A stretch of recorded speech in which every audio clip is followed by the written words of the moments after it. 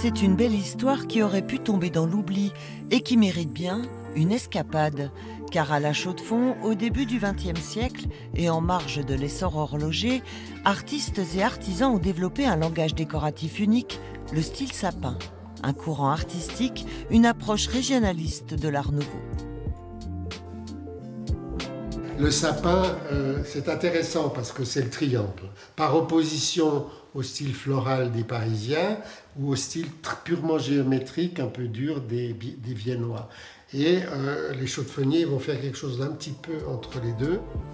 Propriété de la ville depuis peu, la Villa Falais est un manifeste de ce style sapin. Une œuvre collective, travaux pratiques des élèves de Charles Le Platenier, fondateur du cours supérieur d'art et de décoration à l'école d'art appliqué à l'industrie de La Chaux-de-Fonds. Parmi eux, un certain Charles-Édouard Jeanneret, alias Le Corbusier.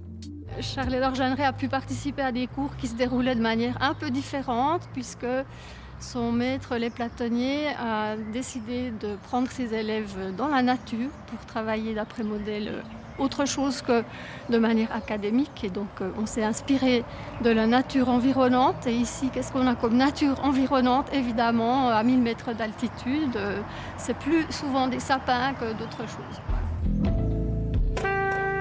Les élèves du cours supérieur d'art et de décoration vont laisser leur empreinte, déployer leur talent dans la ville. En atteste le salon Spillmann. Le fabricant de boîtes de montres en or a lui aussi sollicité l'école pour décorer son salon d'apparat. Alors ici, ce qui est aussi quelque chose d'incroyable, c'est le lustre qui a été créé par un des élèves de ce cours supérieur et qui a été retrouvé après avoir disparu incidemment dans une brocante. Si on l'observe, on y voit des chauves-souris, on y voit des oiseaux, on y voit bien sûr des branches de sapin. C'est un petit peu un sapin à l'envers, ça.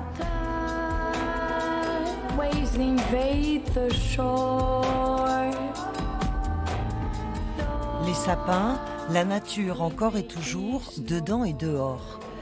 Et forcément, c'est au cœur de celle-ci qu'une petite pause s'impose, menu typique dans une ferme connue à des kilomètres à la ronde. Voilà. Ruche des raclettes. Attention, là c'était chaud. Hein. Bon appétit. On fait des ruches, de la fondue et c'est tout. Et ça va très bien comme ça depuis 22 ans. Et puis les gens viennent là. On a un bassin de population Chaux-de-Fonds-le-Log qui est déjà pas mal. Hein, donc. Après, on a aussi toute la Franche-Comté. Là, il faudra me servir la 80. Ouais, c'est bon. Hein. Du raclette, du nardon. C'est bon. Ça, c'est la graisse de cochon qu'on met. Tout ça. Tout ça. Pour un rusti. Non, c'est pas là d'ici. Par an, on fait 15 tonnes. De patates. De patates. J'adore ça. Il y a du boulot. 15 sacs qu'on fait aujourd'hui. 15 sacs de 25 kilos. Mais alors, qu'est-ce qui vous pousse? Parce qu'on a une bonne équipe, on vient tous les sympa. mercredis, c'est vrai de se retrouver comme ça. On rigole, on raconte des blagues. Non, on ne voit pas les heures passer. Et pourtant l'heure tourne. Retour en ville sur les traces de Charles Le Platenier et ses élèves qui ont amené leur sapin jusque dans un lieu public, le crématoire, œuvre d'art totale et laïque.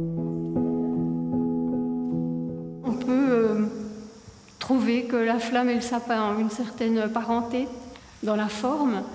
Et puis on va vouloir mettre de la beauté au mur, de la beauté au sol, où on a une mosaïque extraordinaire. Les objets en métal repoussé sont décorés jusqu'au plus petit détail. Partout, on n'a pas 1 cm² sans décoration ici. Une richesse qui se décline à l'infini dans le bâti, le mobilier ou les objets du quotidien jusqu'en 1914. Le style sapin a sa place au musée depuis une quinzaine d'années. Il y a très peu de villes en Suisse qui ont un vrai patrimoine art nouveau, c'est quasiment unique. Ces mouvements un peu régionalistes, on a eu pendant plusieurs décennies l'habitude de les regarder un peu par-dessus la jambe.